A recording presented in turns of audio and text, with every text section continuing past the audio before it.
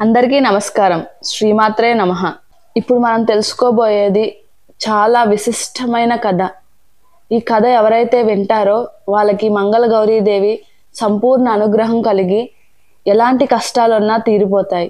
అలాగే అపమృత్యు దోషాలుంటే అవి కూడా తొలగిపోతాయి. ఆ తల్లి దయతో సుఖంగా సంతోషంగా ఉంటారు. ఈ కథని ఎక్కడ స్కిప్ చేయకుండా చివరి వరకు చూడండి, మీకే అర్థమవుతుంది. ఇప్పుడు కథలోకి వెళ్దాము. పూర్వము ధర్మపాలుడని ఒక వైష్ణవుడు కలడు.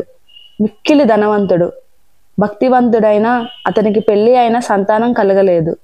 తన భార్యతో కలిసి దాన ధర్మములు చేయసాగెను. ఇలా ఉండగా ఒకనాడు ఒక సాధువు వీరింటికి భిక్షకు వచ్చెను. ధర్మపాలుని భార్య వేగమే బంగారు పల్లెములో భిక్ష తీసుకురాగా సాధువు ఆ భిక్ష స్వీకరింపక వెడలిపోసాగెను. కారణమేమియో చెప్పమనగా పుత్రపౌత్రులు లేని ఇంట భిక్ష స్వీకరింపరాదని తెలిపి పరమేశ్వరుని గురించి తపమాచరింపమని ఉపాయం చెప్పి వెళ్ళెను. పిదప ఆ దంపతులు చేసిన తపమునకు ప్రసన్నుడైన పరమేశ్వరుడు అల్పాయుష్కుడగు పుత్రుడు కలగగలడని వరమిచ్చి ఊరు వెలుపలయున్న ఆలయం వద్ద గల మామిడి చెట్టు యొక్క ఒకే ఒక్క ఫలము నీ భార్య కొసగమని ఆనతిచ్చెను.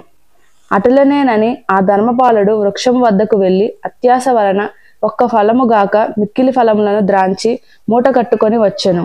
మూట విప్పి చూడ ఒక్క ఫలమే కనిపించగా అది ఏ ప్రాప్తం అనుకొని అతని భార్య భుజించి అనతి కాలమందు ఒక పుత్రునకు జన్మనిచ్చెను. అతనికి వారదత్తుడు అని నామకరణం చేసి పెంచి పెద్ద చేసిరి. ఒక రోజున తన తల్లి దుఃఖించుచూ ఉండగా కారణం ఏమిటని వారదత్తుడు అడిగాను. దానికి ఆ తల్లి అతని అల్పార్దాయము గల విషయంను చెప్పి యమభటులు వచ్చి తీసుకు వెళ్ళదరని శోకించసాగిను. ఇది విని తల్లి, నేను బ్రతికి ఉండగానే కాశీ యాత్ర చేసి వచ్చేదా నన్ను తెలిపి తన మేనమామతో కలిసి కాశీ యాత్రకు బయలుదేరను. మార్గ మధ్యమున వారు ప్రతిష్టా నగరం చేరుకొని ఒక పూదోటలో బస చేసిరి. ఆ పూదోట యందు సుశీల అను రాజకుమార్తె తన చెలికత్తలతో ఆడుకొనిచుండెను. ఆట మధ్యలో తగువ వచ్చి ఒకరినొకరు విధవా అని దుర్భాషలాడిరి. అందుకు ఆ సుశీల తన ఇంట మానవతి అయిన తన తల్లి మంగళకరమైన గౌరీదేవి వ్రతము చేసి తనకు వాయనం ఇచ్చునుగాన ఆ వ్రత మహిమ వలన తన ఇంట వైధవ్యం ఉండదని పలికెను. ఇది విన్న వారదత్తుని మేనమామ ఈమెకు తన మేనల్లుడినిచ్చి వివాహం చేసిన బ్రతకగలడని భావించి సుశీల తండ్రితో మంతనములు జరిపి వారదత్తుని ఇచ్చి వివాహము చేసెను. వివాహం జరిగిన రోజు సుశీల మంగళగౌరీదేవిని పూజించెను. ఆ రాత్రి సుశీల స్వప్నమున గౌరీదేవి ప్రత్యక్షమై, నీ భర్తకు నేడు సర్పముచే ప్రాణగండం ఉన్నది గాన ఆ పాముని పట్టి నీ తల్లి వాయనమిచ్చిన మట్టి కుండలో మూటగట్టు అని ఆనతిచ్చెను. సుశీల ఉలిక్కిపడి మేలుకొనగా తన భర్త ఎదుట ఒక సర్పము కనిపించినది. సుశీల ధైర్యము వేడక నిద్రించుచున్న తన భర్త తొడ మీద ఎక్కి అటక మీద నున్న కుండను దింపి సర్పముని ఆ కుండలో బంధించి వస్త్రముతో మూటగట్టి నిద్రించెను. తెల్లవారకు మునిపే వారదత్తుని మేనమామ అతన్ని మేల్కొల్పి కాశీకి తీసుకుపోయెను. సుశీల లేచి తన భర్త కనబడటలేదని విషయంను తన తల్లిదండ్రులకు చెప్పెను. సర్పముని ఉంచిన కుండను తన తల్లి తెరిచి చూడగా అందులో ఒక ముత్యాల హారము కనిపించెను.